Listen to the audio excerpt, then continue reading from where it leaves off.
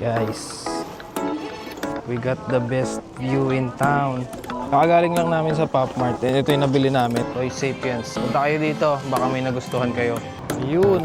Yan. Diyan kami pupunta.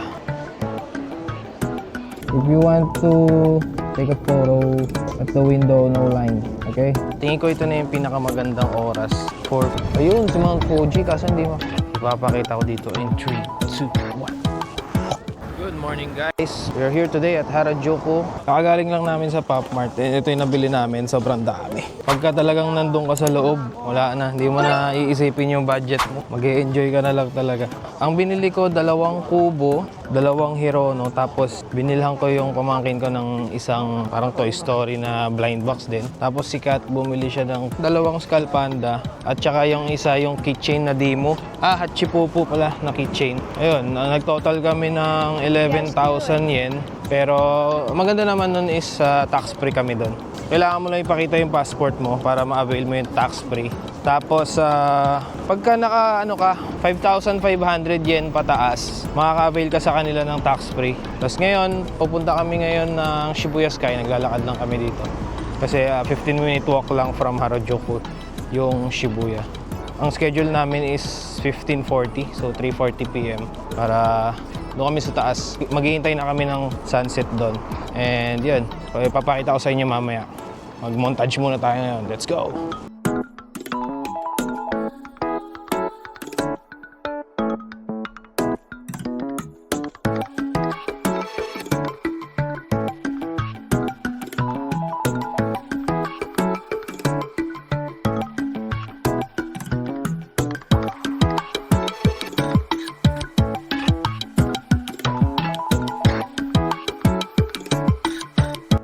Pusok tayo saglit. Hi. Sumimasen. It's okay. Video. Thank you. So guys, dito kami sa Sneaker Dunk. Ano to? Sneaker Dunk to, di ba? Dumaan lang kami saglit. Ito yung mga tinda nila. Disney. Lego. Lego ba to? Hindi pala. Sorry, correction. Ano pala to? Toy Sapiens. Lalagay ko rin sa description box yung address. Excuse me. May mga DC na DC, Star Wars.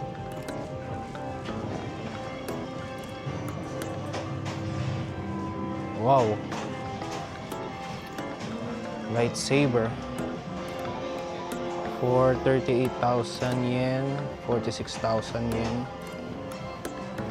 Nice. Meron din ditong Harry Potter.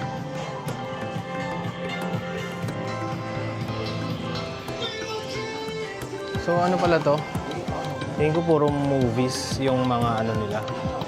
Specialty ng shop. Mga in-store nila. Puro about movies. Yan, mga Alien vs Predator, Terminator, Pirates of the Caribbean, sorry, Star Wars.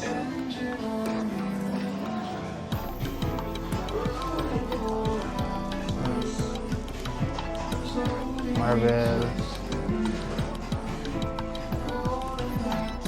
Ito, puro Marvel dito.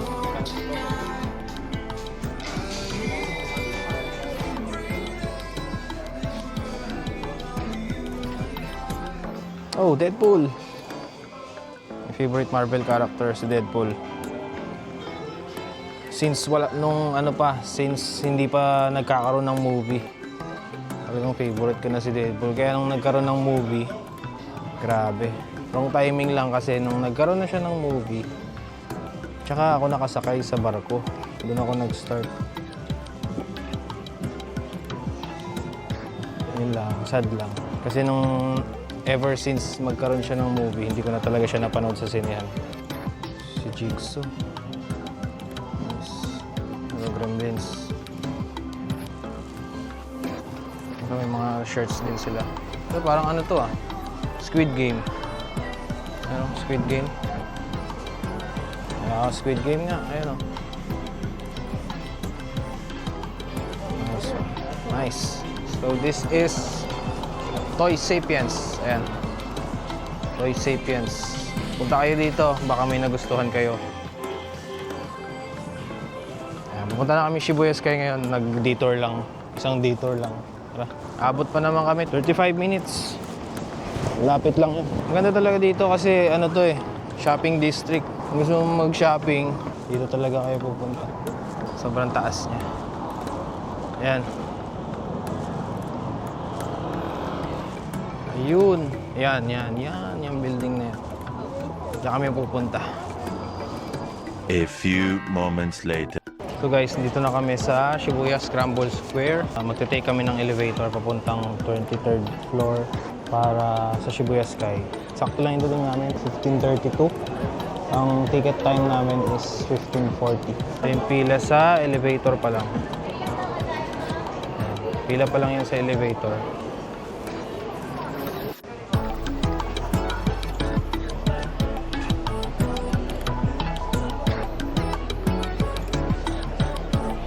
Dito kami sa 14th floor ng Shibuya Scramble Square. Magla-line up para sa tickets na nabili namin in advance sa Klook. Ito, kita yung view ng ano. Kitang-kita dito yung Shibuya Crossing. Ayan o, daming tao. Mamaya pupunta kami dyan after dito. Ganda o. Sana makita namin si Fuji. Si Fuji-san. Pero tingin ko kita ngayon kasi walang clouds eh.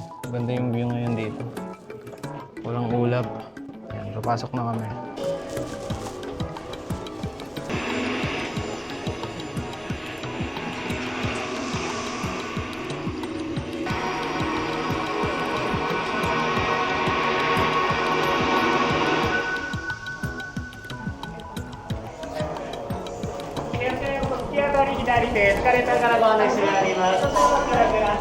Ito na.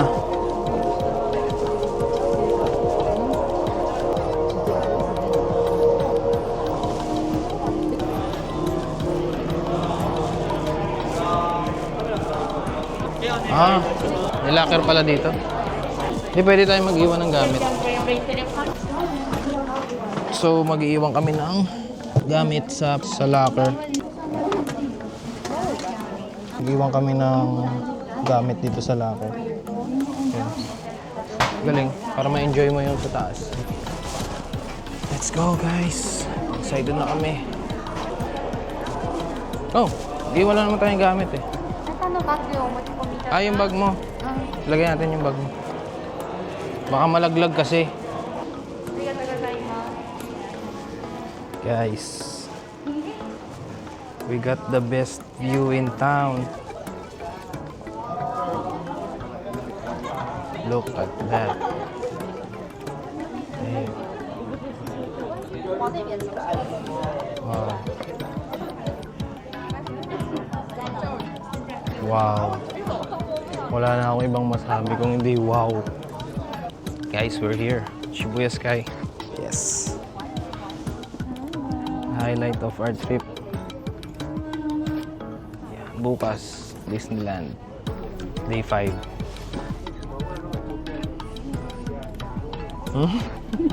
Punta tayo dyan mamaya sa parko. Ayan yung view namin guys. For magkano nga to? 970 pesos. This is the view. Kaso, sobrang hirap makakuha ng tickets ng papuntang ng malapit sa sunset. Siguro 2-3 araw din ako nag-abang para makakuha ko ng gantong oras na tickets. Ang kadalasan na lang na meron is 1 PM pababa. Tapos abang lang ako ng abang hanggang makaswerte naman na ano. So yun nga, tingin ko ito na yung pinakamagandang oras is 4 PM kasi basta makapasok na kayo dito kahit anytime na kayong lumabas hanggang mag-closing. Tapos saglit na lang kayo maghihintay para sa sunset.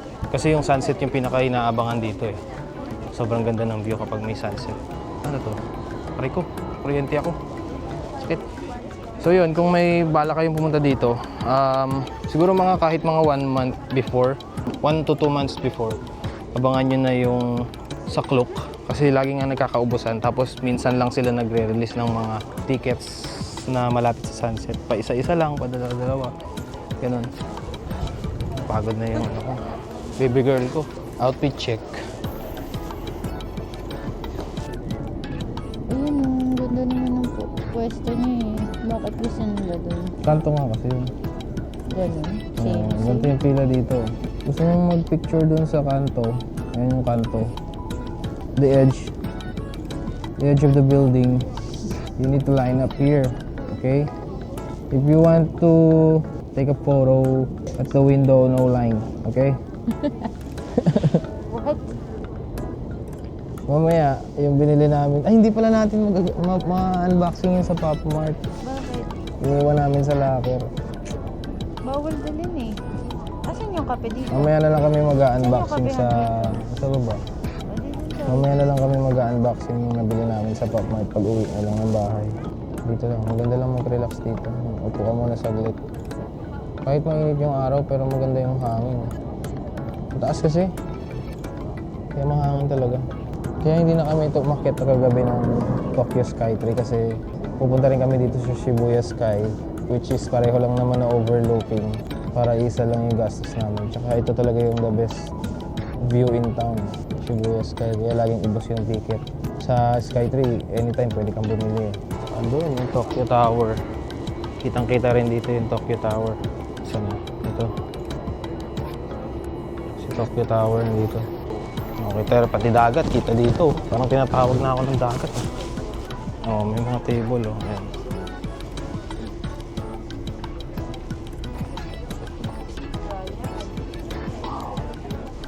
Naiwan namin yung shades namin sa ano.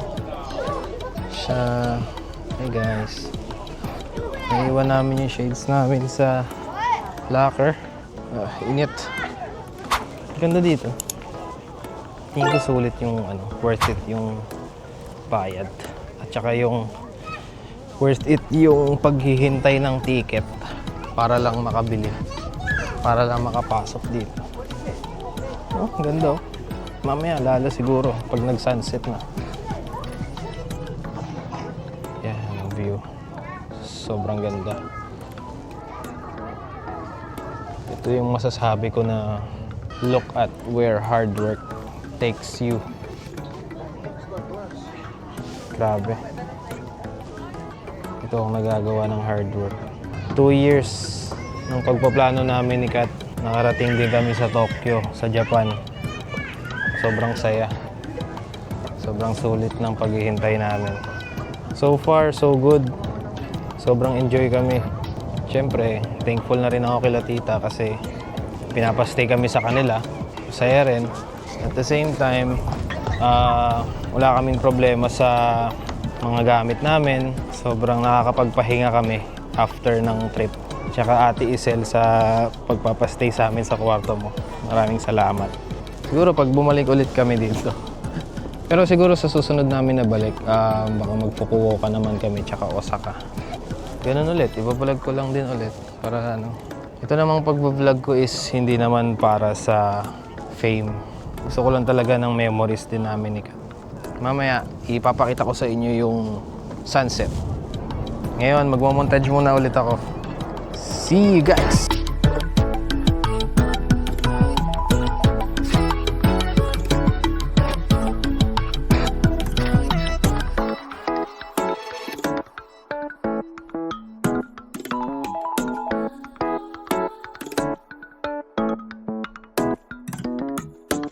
One hour before sunset. Habang naghihintay, pumunta muna kami dito sa souvenir shop. Dito sa may Shibuya Sky. Ito yung mga souvenir nila. Daruma. Ito si Manekineko. Magbabalak akong bumili nito eh. Tingin ko okay bumili dito. Bibili nga ako nito mamaya. Manekineko. Ito mga magnets. Puzzle.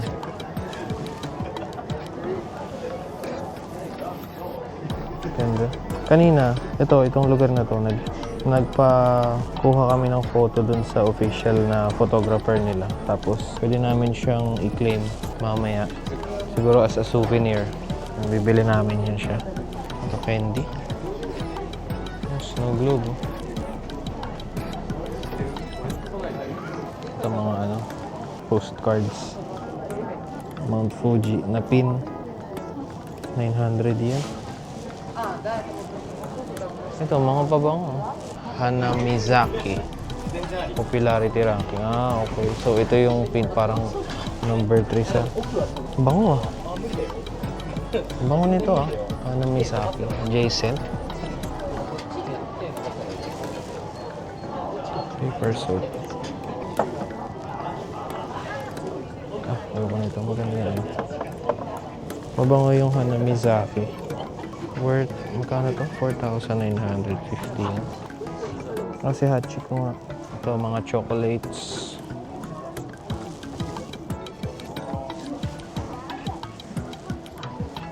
Puro souvenir yung nandito. Ito, Kabukicho. Sa Shinjuku.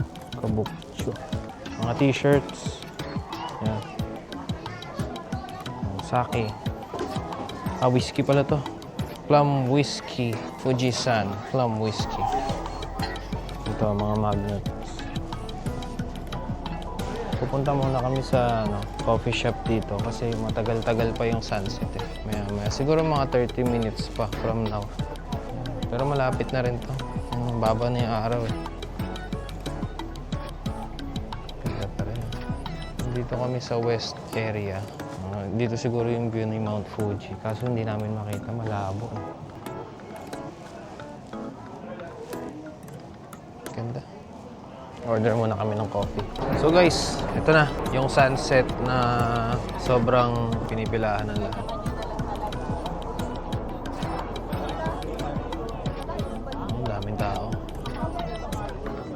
Hanap ako ng ibang view na kita yung sunset.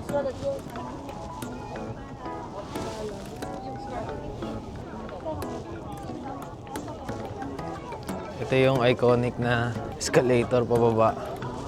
Ayan o, haba ng tao. Ang haba ng tao. Ang haba ng pila. Ang dami tao.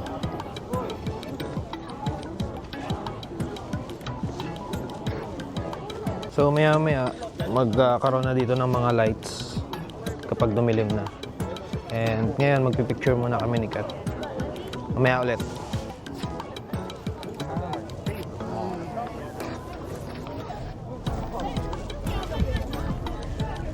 Pila sa kanto kanina, haba. Ayun, si Mount Fuji, kaso hindi mo. Ang labo. Ayun o. Ang labo eh. Pero kita dito.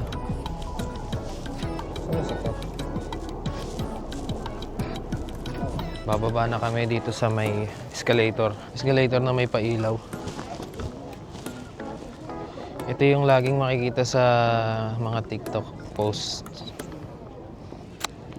Yung escalator with the best view in town. Let's go. Ipapakita ko dito in 3, 2, 1.